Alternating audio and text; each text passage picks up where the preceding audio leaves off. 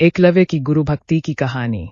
द्रोण राजकुमारों को धनुर्विद्या की विधिवत शिक्षा प्रदान करने लगे। उन राजकुमारों में अर्जुन के अत्यंत प्रतिभावान तथा गुरुभक्त होने के कारण वे द्रोणाचार्य के प्रिय शिष्य थे। द्रोणाचार्य का अपने पुत्र अश्वत्थामा पर भी विशेष अनुराग था, इसलिए धनुर्विद्या में वे भी सभी राजकुमारों में अग्रणी थे, किंतु अर्जुन अश्वत्थामा से भी अधिक प्रतिभावान थे। एक रात्रि को गुरु के आश्रम में जब सभी शिष्य भोजन कर रहे थे, तभी अकस्मात हवा के झोंके से दीपक बुझ गया। अर्जुन ने देखा अंधकार हो जाने पर भी भोजन के कौर को हाथ मुंह तक ले जाता है। इस घटना से उन्हें यह समझ में आया कि निशाना लगाने के लिए प्रकाश से अधिक अभ्यास की आवश्यकता है, और वे रात्रि के अंधकार में निशाना लगाने का अभ्यास करना आरंभ कर दिया। गुरु द्रोण उनके इस प्रकार के अभ्यास से अत्यंत प्रसन्न हुए। उन्होंने अर्जुन को धनुर्विद्या के साथ ही साथ गदा, तोमर, तलवार आदि शस्त्रों के प्रयोग में निपुण कर दिया। उन्हीं दिनों हिरण्य धनु नामक निषाद का पुत्र एकलव्य भी धनुर्विद्या सीखने के उद्देश्य से द्रोणाचार्य के आश्रम में आया, किंतु निम्न वर्ण का होने के कारण द्रोणाचार्य ने उसे अपना शिष्य बनाना स्वीकार नहीं किया। निराश होकर एकलव्य वन में चला गया। उसने द्रोणाचार्य की एक मूर्ति बनाई और उस मूर्ति को गुरु मानकर धनुर्विद्या का अभ्यास करने लगा।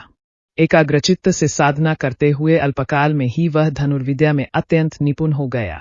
एक दिन सारे राजकुमार गुरु द्रोण के साथ आखेट के लिए उसी वन में गए जहां पर एकलव्य आश्रम बनाकर धनुर्विद्या का अभ्यास कर रहा था। राजकुमारों का कुत्ता भटक कर एकलव्य के आश्रम में जा पहुंचा। एकलव्य को देखकर वह भौंकने लगा। इससे क्रोधित होकर एकलव्य ने उस कुत्ते अपना बाण चला कर उसके मुंह को बाणों से भर दिया। एकलव्य ने इस कौशल से बाण चलाए थे कि कुत्ते को किसी प्रकार की चोट नहीं लगी, किंतु बाणों से बिन्ह जाने के कारण उसका भौंकना बंद हो गया। कुत्ते के लौटने पर जब अर्जुन ने धनुर्विद्या के उस कौशल को देखा तो वे द्रोणाचार्य से बोले, हे गुरुदेव, इस कुत्ते के मुंह में जिस कौशल से बाण चलाए गए हैं, उससे तो प्रतीत होता है कि यहाँ पर कोई मुझसे भी बड़ा धनुर्धर रहता है। अपने सभी शिष्यों को लेकर द्रोणाचार्य एकलव्य के पास पहुंचे और पूछे, हे वत्सा, क्या ये बाण तुम ही ने चलाए हैं? एकलव्य के स्वीकार करने पर उन्होंने पुनः प्रश्न किया, तुम्हें धनुर्विद्या की शिक्षा देने वाले कौन है? एकलव्य ने उत्तर दिया, गुरुदेवा, मैंने तो आपको ही गुरु स्वीकार करके धनुर्विद्या सीखी है। इतना कहकर उसने द्रोणाचार्य की उनकी मूर्ति के समक्ष ले जाकर खड़ा कर दिया।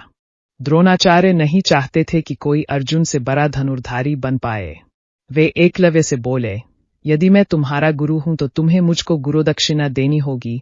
एकलव्य बोला, गुरुदेव, गुरुदक्षिणा के रूप में आप जो भी मांगेंगे मैं देने के लिए तैयार हूं।